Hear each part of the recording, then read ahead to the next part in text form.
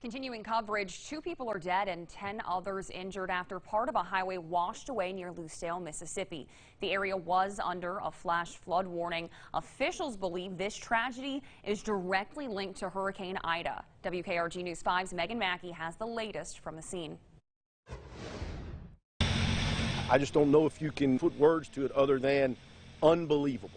A horrific scene in George County, Mississippi, nearly 36 hours after Hurricane Ida made landfall 250 miles away off the coast of Louisiana.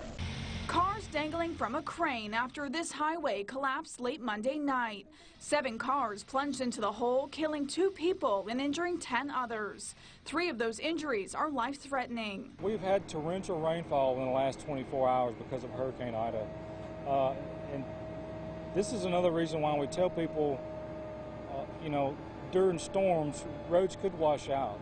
The hole itself is about 50 feet wide and 20 feet deep. A woman I spoke with who lives down the street says she heard what sounded like cars crashing and looked outside but couldn't see anything. She realized something was wrong when she heard sirens and a woman screaming. The cars were going down in that, and that's why I wasn't seeing the lights. We worry about our homes, and he has cows, and we worry about the fences, and the trees coming down, but never dreamed anything like this would happen. A nightmare for people who live here. It'll be closed for some time while officials complete their investigation and MDOT repairs the roadway. But the situation even more tragic for the people who lost loved ones and those recovering from serious injuries. It's very hard to,